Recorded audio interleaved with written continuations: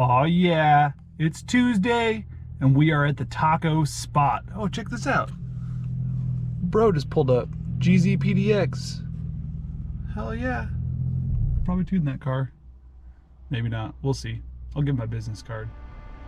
When you get a car on the dyno, there's a few things that you need to do before you put the car on the dyno to guarantee that your day and your time spent in the dyno room goes as smoothly as possible.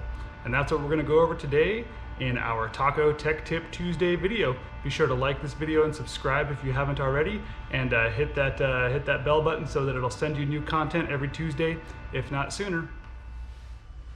So when you start talking about what needs to happen before you put your car on the dyno, the most important thing is that the car needs to be in proper mechanical health.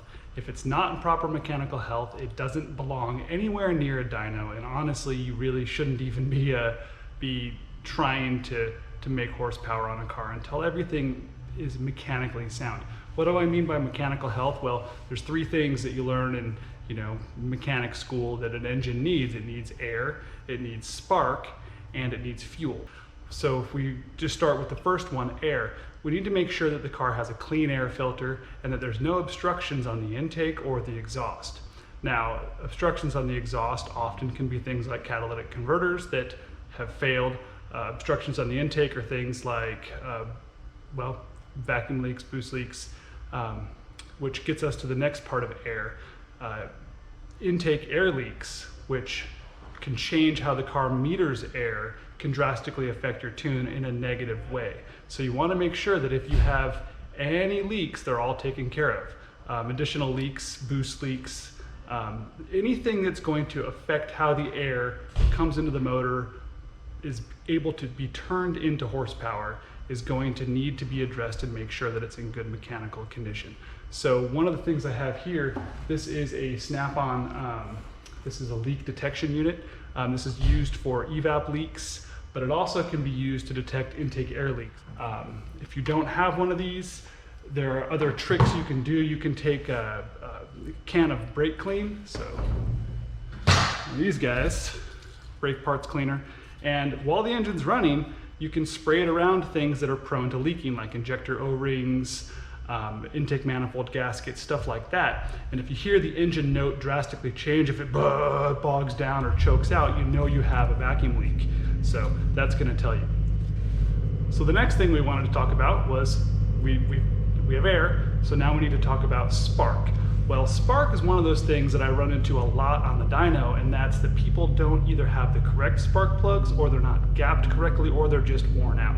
And I see worn out plugs a lot. People buy a car, they buy a used, whatever, Subaru WRX or anything really, and they want to get it tuned. And they bring it in and it's got 80,000 miles on it. And the first thing that happens on the dyno as soon as I start turning up the boost is it starts breaking apart. So, I pull out a spark plug, and it's gonna be really hard to see on camera here, but this has got a gap of about 75 thousandths. Which is really not going to work for any boosted application for sure, and it's not even going to work for most non-boosted applications. So, and I pulled these out of a car just the other day, 75 thousandths gap. That's pretty crazy. Anyway, that takes a lot of time, and that time is your money when you're on the dyno. So make sure your spark plugs are in good working order. The other thing is ignition systems in general. Good coil packs, good grounds, all of those things are going to affect how the car tunes out. And if there's a problem with them, it's going to increase the amount of time the car has to be on the dyno, which increases the amount of money that it costs you to get your car done. So the third thing that we talk about when it comes to the basic maintenance of the car is fuel.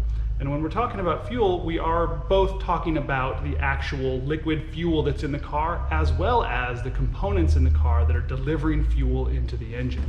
So we have to know what kind of fuel is in the car. If there's gasoline, if there's ethanol, if there's race fuel, those are all very important things that the tuner needs to know. On top of that, what octane fuels are they? If it's race fuel, is it leaded, is it unleaded? All of those kinds of things are very important. The next thing is you need to make sure that the expectations of your tune are understood when it comes to fuel. If you show up with your car and it's full of race gas and you get the car tuned and then you go drive it a little bit until you're out of gas, and then you pour regular in there and then you go drive it, you might blow up your car because it wasn't tuned for regular. And that's something that a lot of people don't really think about. They were like, oh, I got my car tuned and we made this great number, but you need to make sure that the fuel that's in your car is the correct fuel for how you plan on driving your car. If you want multiple different types of fuel to be able to be ran, then you need to get multiple different tunes. The next thing is fuel delivery. You got to make sure that you have correctly sized fuel injectors for the amount of power that you're trying to make. And this gets a little bit sticky because when you come in and say, I have 1000cc injectors, there is 100 companies out there that all have 1000cc injectors. Each of their injectors are different. So you need to make sure that your tuner knows exactly what injectors you're running, the brand, the part number.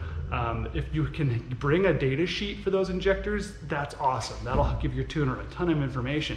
And then also make sure that they're injectors that your tuner is comfortable tuning. There are some injectors on the market that just suck.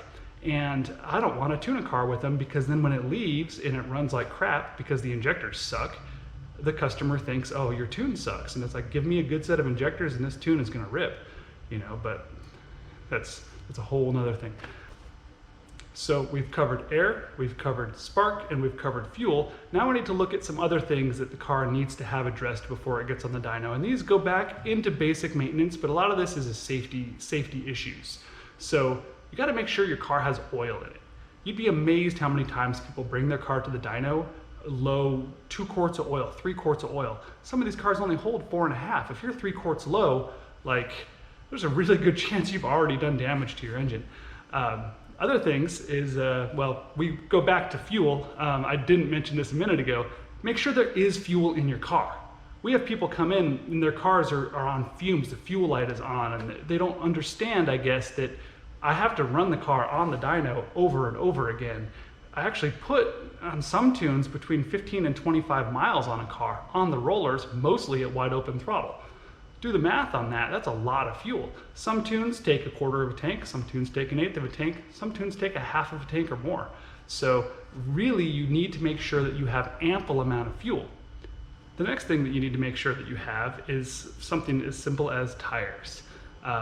There's some safety issues when it comes to tires, and that's that the dyno, we're running the car 3rd, 4th, sometimes 5th gear, depending on the car, depending on the setup, how much power it's making. That can go anywhere from 100 miles an hour to 160 miles an hour in some cases. So if your car is 160 miles an hour, that's just like if you were out on the street doing 160 miles an hour. We have to make sure that those tires aren't going to delaminate and explode and end up in little pieces all over your fenders and the dyno and the wall and whoever's standing next to it, So it's a pretty big deal to make sure that your tires are in good working condition. If there's any cracks on the side of them from old weather-checked tires, any cords showing, cords bring in a whole nother issue because the dyno rollers are made of metal. And if you have cords going around, that metal on metal can create sparks. Sparks can create fire. Fire is bad, especially inside a building. Other things with tires is the actual compound of the tire. There's a lot of, again, mile an hour, but also a lot of load on the tire while the car is strapped to the dyno. And if you have extremely soft compound tires, they're going to get very hot very fast. If you have snow tires on your car, they tend to lose a good percentage of their life just from tuning, especially if it's a higher horsepower car. And as winter starts to approach, we will definitely be seeing cars with snow tires on them going on the dyno. The other thing about snow tires is they have a lot higher roll-in resistance, which actually lowers the horsepower number that your car is going to put down just from friction. It doesn't mean your car is making less power, it just means that the amount of friction is drawing away from what we're measuring on the power that your car is making. Race tires, similar, bias ply tires are pretty dangerous because they expand so much. If one explodes, you end up with a really bad time on the dyno. Other tires, even drag radials, they don't tend to, because they get so hot from the dyno, they tend to gum up and they start to essentially just lose. I mean, you'll see a streak of rubber outside the dyno room after I tune a car, a high horsepower car on drag radials. 1,000 horsepower car, you'll see rubber 20 feet behind the car.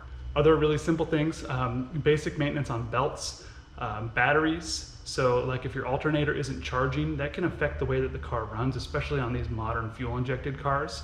Battery voltage is pretty important, and if the battery voltage is dropping, everything runs off the battery on these. The injectors runs off the battery, the fuel pumps run off the battery. If you're only getting 12 volts back to the pumps, they're not going to pump like they would at 14 volts, you know, full alternator power. So it's really important to make sure that you have good voltage. That also kind of goes back into grounding. Having good grounds on the car helps keep that voltage up. And also, if you have bad voltage, you're not going to get as much spark energy. The spark, in order for the coil pack to generate a spark for this, it needs to have a lot of energy behind it so the spark can cross the gap. Hopefully, if you complete all of these things and the car gets on the dyno, the tune will go smoothly and you can make some horsepower.